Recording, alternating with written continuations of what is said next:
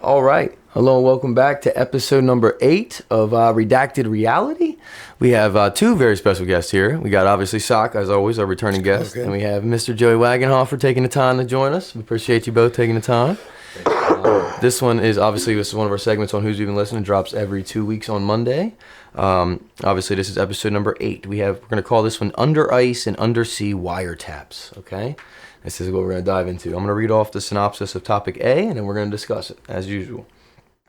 Topic A, Operation Iceworm, Camp Century, Greenland, 1959 to 67, and a fallout still today. Publicly, a polar science camp, covertly a feasibility study to hide hundreds of U.S. missiles in tunnels under Greenland's ice. The base ran on a portable nuclear reactor, PM-2A, with 21 tunnels, 3 kilometers, carved into firn ice. The ice proved too dynamic, tunnels warped, plans scrapped. Modern studies warned buried diesel, PCP, I am sorry, I was about PCBs, sewage, reactor removed, okay? So there's a lot of stuff still under the ice, apparently, in what they've dug. Could be remobilized century scale as surface mass balance flips. Newer work refines timelines. Okay, so basically they're saying that it's basically what I'm reading here. I'm going to read this before we talk about it. It says, waste risk, later analysis, refined risk window, no surfacing before 2100. So they're saying there's a possibility after 2100 that obviously a lot of this reaction stuff is going to resurface possibly.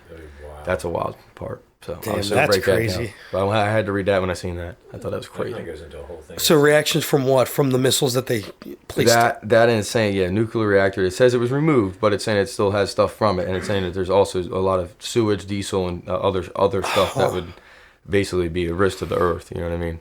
But it's saying that there's no servicing before. They can confirm that, but obviously after that's still terrible. But I mean, you probably have to assume that's probably because of the temperature too. Yeah, like if it was in a warmer climate, it probably would surface a lot quicker. I completely agree.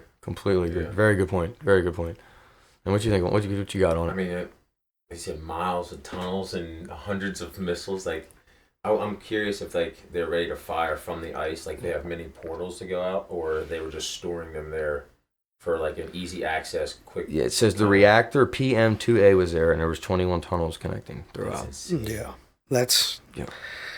I'm real curious about what their plan was for that. Yeah, it says like what you bury may not stay buried. That's what what it says. It's very true. Yeah, very true. It's never buried long. Yeah, yeah, absolutely. It goes for a lot of things. My question: how much manpower, time, effort, money? Had to be put into. Let's just exclude everything else. Just building those tunnels. Correct. Yeah. Under ice, and let alone. Let alone. Infrastructure. I mean, I get it's ice, it's solid, but I mean, it's ice. It's not concrete. Yeah. I mean, anything can happen. One little slip, and you're. Yeah, I don't know. Like say an earthquake or maybe a missile or something came in. I don't know. Maybe they had stuff. Fortified in there, but still pretty manpower or whatever used to. Yeah, but the fact that to be fair, it operated from 59 to 67. It operated for 8 years. I mean, it wasn't like it was a quick time span. I mean, it clearly was. Is that how long camp operated from 59 to 67? So that means that it was already done by that point. Yeah, correct. So they did construction prior. Correct. That would have been prior. Correct, but it was in operation from 59 to 67. So the fact that they even use it for 8 years is pretty wild, though. I mean, it's not like that's not a short time. I mean, that's not like that was nothing. Because the ones we were reading like earlier, they were like a year or two at most. I mean, you know what I mean, and then they were canned or whatever most projects were. I mean, based on the timeline, at least, I have to think that they were probably storing them there for like Cold War purposes, like to try and attack Russia. That's exactly what it was. Did they make it a museum or anything, or just completely shut down? Because it says Cold War secrecy meets climate math. That's literally what. That's correct. What'd you say? I was wondering if they made it like a museum or anything, or is it probably completely shut down? Yeah, it's a good question. We have to look into what it is now. I mean, it doesn't say obviously it was closed down in '67, but obviously I'm assuming from what they've said, they've removed everything and tried to as much as they from what they say. It's like but obviously, like you said, I'm sure there's only so much they can do. Yeah, who knows? They might be still using maybe Greenland. Who knows? I mean, who has any? I have no clue. No clue. It's in Greenland. So. Yeah, I guarantee there's still missiles in there. And to be fair, bring that up. It's odd. We've been talking about taking Greenland and stuff too recently. Have we? I haven't seen that actually. Well, not recently, but I remember Trump was talking about how he wanted to buy Greenland at one point and stuff like that. I don't know if you guys seen that, but you know, because there's a lot of we've had a lot. Even my grandpa, rest in peace, he was stationed in Greenland for a little bit actually. I know he has obviously he talked about how terrible it was, just because how freezing it was. It was awful, but you know, obviously we've done a lot there, so I guess it makes sense for us to want something like that. But I don't like that at all. I don't like the concept of buying a country, or it gets a little ridiculous in my opinion. But you know, maybe that's something to it. Maybe that's, you know, that's kind of something they want to tap into again. Maybe that's like a spot they would be willing to try stuff like that. Maybe that's why they had that concept floating around. Have no idea. I don't want to speak existence into that, but can't rule it out. I'm really intrigued, you know, with the increase of, you know, ice melting and stuff. What is down there that, you know, they don't want? What dirty little secrets that they don't want to come out to light? And we can bring it to Antarctica, anything with that, man. Yeah. That's just Greenland, yeah. Exactly. Antarctica's a whole different. Yeah, that's a whole different beast. And we can bring up. I always thought this was funny. How everybody, Greenland's the cold one and Iceland's not. Yeah. It's so crazy. I like that. It's like a little real green over there with that ice. Real green. Some green ice. Greenland. You think it's real nice? Yeah. You think Greenland's like Ireland? You know, you think Ireland like green. It's like, oh, that's got to be Greenland. Yeah. Or bring a snowboard. Yeah. All right. That was a good one. All right. So topic B. Operation Ivy Bells, tapping a Soviet undersea cable, 1971 to 81. A modified U.S. spy hub, USS Halibut, slipped into the sea of, hope I don't murder this, I'm sorry. Here we go. Okhotsk found a Soviet Navy undersea cable 40 feet down and installed a non-piercing induction tap that divers serviced for years. Pure gold until NSA leaker Ronald Pelton exposed it. It's a rare case where audacity plus engineering quietly worked for a decade undone by a human leak. Okay? So that's so obviously this is pretty crazy. This is I want to see this.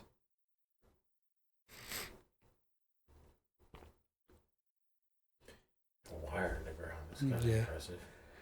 I mean, okay, so I wanted to compare this. This is what I wanted to bring up to compare this to the Project Iceworm, because this was a passive collection. That the Iceworm was a one-shot physical recovery of a sunken sub. So that was the difference in this one. So I just wanted to bring that up because I noticed they were kind of semi in the ballpark. But anyway, what did you guys have questions? I'm assuming. It sounded like you did there. Yeah, can I see the iPad? Yes. I want to read the sea real quick. We're just talking about the cable, like under the, or I guess in the ocean. You know. I mean, that's how the internet cables run nowadays. Still. That is true. That massive, so it's not on the it's on the bottom, isn't it? Yeah. How deep is that, John? Oh no. I think it's on 400 feet down. Yeah, that's not too bad. Yeah. It's on there. The Sea of Okhotsk. All right. Pretty close. That's a dope sea. That's that's a wild one. Yeah. But yeah, like Sock said, you can bring that to now. Like I said, that's still used. You know. Yeah, it's technology that we still use today. It's still a thing. So I think it's still impressive though. Like at that time. Yeah. Oh, like yeah. 71 to 81. That's what we were talking about with all these we've been reading, man. Some of the ideas and pioneer stuff that they were doing, man, is pretty wild. Yeah. Well, who infrastructured the idea to, I don't know, come up with that, to wiretap or without puncturing their wire to not only soil it in the sea, you know what I mean? Oh yeah, it takes a lot of salt stuff, water would destroy it, but then so that the enemies of I guess in this case was the Soviets or whatever, they would detect it. So, I mean that right there is a really impressive piece of equipment. Oh yeah, dude. Yeah. Absolutely, man. Absolutely, no doubt. Like it goes back to what we always bring up, the lengths that people want to go to not even just win the war, but just to have communication is crazy. Mm-hmm. You know what I mean? Like it's nuts the amount that they take it to. It really is mind-boggling, some of the stuff that they try to come up with, and we got some other ones in there that we're getting into here soon. But there's the stuff that they will do to just do anything. That's what it comes down to. Just me. Get the upper It's hand. just for really just sometimes even a split second to even have the upper hand. You know what I mean? That's the even crazier part. But yeah, those are wild. About the sea cable, the only thing I want to bring up too, like we always talk about long-term effects and stuff. You know, obviously, I mean, I'm sure there's a lot more out there that we could look into, but I just think about it. It sounds terrible. You know what I mean? Like, it can't be good. I wouldn't assume that that's just good. having that running down. Yeah, the that's bottom good of the for ocean. long-term effect on water or anything. You know what I mean? I wouldn't think. I could be wrong, and if I'm wrong, I'll find something. If somebody's got something to prove me wrong, I'll be wrong. But it doesn't sound good. It doesn't sound good. That kind of gets me thinking. If that's, let's just say this is one instance or scenario that we know, right? Yeah.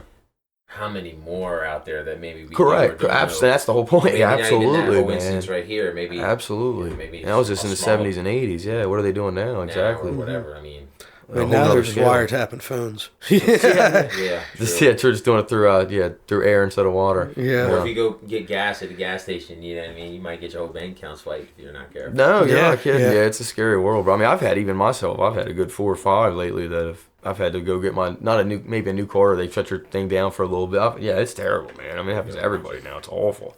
Yeah. It's awful, man. It's a terrible thing. Identity theft is no joke, man. They've taken that to the next level, man. Doing hackers and stuff, bro. It's the next level. But yeah, that was a good one, man. That was a good one. Like I said, I think that just kind of correls into. I wanted to bring the Ozeron up too because I thought those two were kind of similar. Just honestly, just how much money and time we spent just on the Cold War for, in a sense, nothing. Yeah. Oh yeah. It's pretty wild. It's pretty wild. Did a lot of experiments too, and a lot of things, like you said, just for nothing. For nothing to escalate, really, ever, really. At least in that. Thank goodness. Yeah, and great that, absolutely. We did not want it to happen. I mean, let me make that very clear. Because if it was Cold War turned warm quick. We're very glad it's still the Cold War. Yeah, absolutely. Yeah, we're glad it's not the warm. Yeah. But all right, well, thank you, boys. That was a good one. A little deep dive there. As always, this is Redacted Reality, episode 8. We had the good old Joey and Sock join us. Appreciate them. And as always, tune into the Always Got content coming out pretty much every week. We got something coming out Monday, something coming out Wednesday, a podcast, and Friday's the top 33.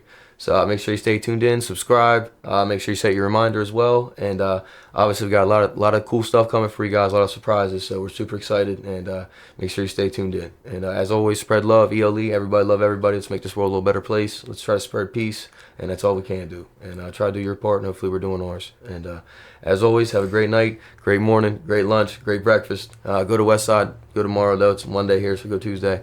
And as always, this is Who's Even Listening? Redacted Reality, episode 8, signing off.